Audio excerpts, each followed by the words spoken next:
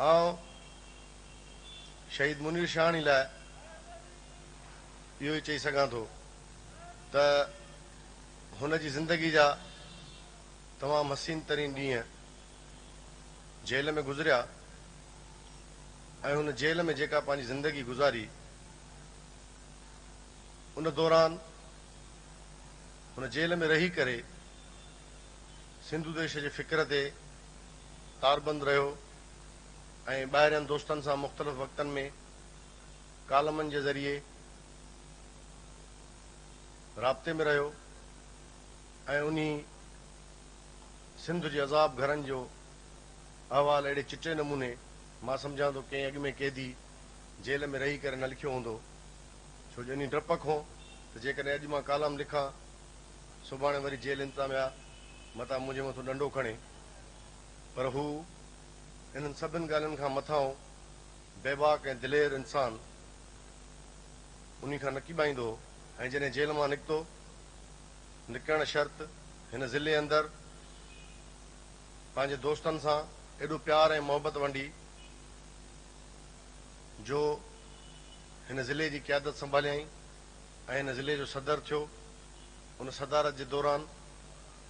हुन पार्टी खे मुनज़िम ऐं मज़बूत करण जी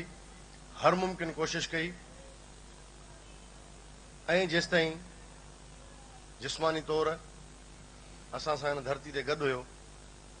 तेसिताईं हुन सिंध जी आज़ादी लाइ पाण पतोड़ियो उन जो ई सबबु आहे जो अॼु असां हिते गॾु थिया आहियूं ऐं उन माण्हूअ खे यादि कयूं था ऐं भेटा ॾियूं था दोस्तो काफ़ी दोस्त इन मसइलनि ते तमामु घणो वज़ाहत सां ॻाल्हाए विया आहिनि मां इहो थो चवां त जेकॾहिं बलोचिस्तान जो सरदार ऐं वॾेरो उन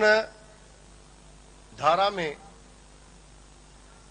अची वियो आहे जेका धरतीअ जी निजात जी ॻाल्हि कंदड़ माण्हू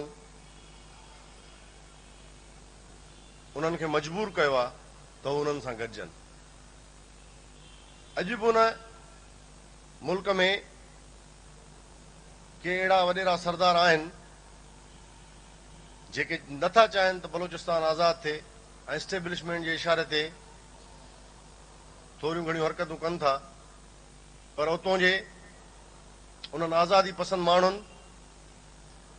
उन्हनि खे घरनि ऐं ॻोठनि ताईं महदूद करण ते मजबूर करे छॾियो आहे ऐं हू चवनि था त जेकॾहिं बलोचिस्तान जो कोई बि ॼाओ भले उहो कारकुन मेंबर हुजे कंहिं पार्टी जो या कंहिं कबीले जो माण्हू हुजे या कबीले जो सरदार हुजे उन खे आज़ादी जी ॻाल्हि करणी पवंदी जेकॾहिं न कंदो त असांजो दुश्मन उहो आहे ऐं उन सां पोइ विढ़नि था त जंहिं क़ौम पंजाबी असांखे ऐं बलोचिस्तान खे ग़ुलाम बणायो आहे त इहो वाज़िह हुजणु घुरिजे त उन सां जेकॾहिं को असांजो माण्हू बि गॾिजी असां सां विढ़ंदो त असांजो उहो उन खां वधीक दुश्मन आहे उन खे बि नज़र में रखणो पवंदो 2-3 ॾींहं अॻु जी ॻाल्हि आहे त हिकिड़ो MNA उन जो पुटु MPA उन सां ईअं किथे मेल मुलाक़ात थी सो हुनखे असां चयोसीं त ॻाल्हि इहा आहे साईं त तव्हांजा वॾड़ा 20-25 सालनि खां वठी हिन पाकिस्तान खे टेका ॾेई बचाइण जी कोशिशि बि कंदा रहिया बचाईंदा बि रहिया आहिनि जेसि ताईं हली सघियो ऐं हाणे सॼी आलमी सूरत हाल तव्हां ॾिसो था पढ़िया लिखिया माण्हू आहियो ॿाहिरों पढ़ी आया आहियो असांखे तव्हां में उमेदु आहे ऐं असां जेकॾहिं को प्रोग्राम कयूं तव्हांजे अची माना ॻोठ जे भर में त पोइ तव्हां शरीक थियो इहा असांजी गुज़ारिश आहे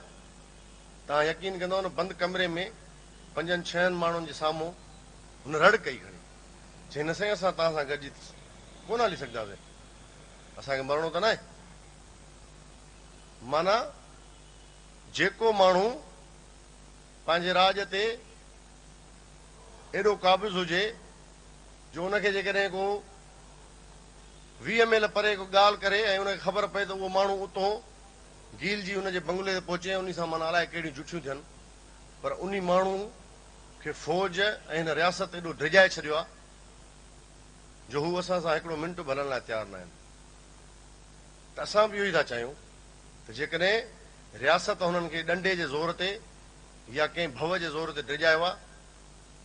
त GSM क़ौमी महाज़ जो कारकुन बि पंहिंजे अंदरि एॾो जोश ऐं वलवलो पैदा करे अहिड़े क़िस्म जूं कार्रवायूं करे सिंध जी आज़ादी लाइ हर मुमकिन कोशिश करे ऐं एॾो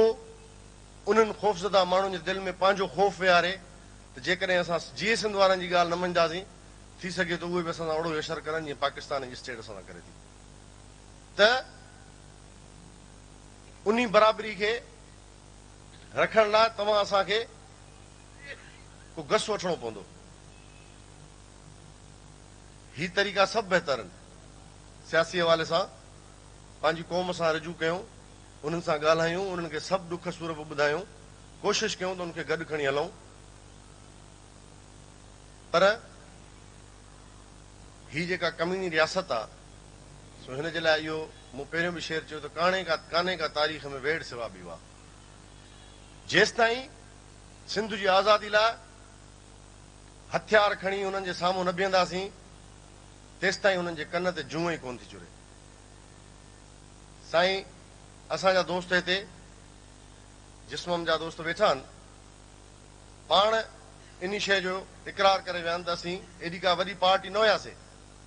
जॾहिं शुरूआति कईसीं, पर हुननि जो अमल ऐं हुननि जी पुख़्तगी एॾी हुई जो हिननि चंद माण्हुनि खां रियासत एॾी डिॼी वई जो हिकु हिकु माण्हू जे कॾहिं अञा बि जेकॾहिं जेके माण्हू जेलनि मां थी ॿाहिरि आया आहिनि हिकु हिकु माण्हू जे कॾहिं 10-10 माण्हू लॻल आहिनि त ही करे छा थो हिनखे ॾिसूं त सही। हुननि खे इहा बि ख़बर आहे त जेके माण्हू जेलनि में वेठा आहिनि उहे अलॻि ऐलान उहा शइ चवनि था जेका साईं GM सेठ चई वियो। हुननि जी नज़रियाती पुख़्तगी ऐं पंहिंजी ॻाल्हि सां कमिटमेंट एॾी तकड़ी ऐं तेज़ आहे जो हू हिकिड़े मिंट लाइ बि इन हटी नथा सघनि। ऐं उन्हनि जो जेको लीडर आहे, कॾहिं असांजो बि लीडर हुयो, पर पोइ कुझु ॻाल्हियुनि जे करे साईं असां खां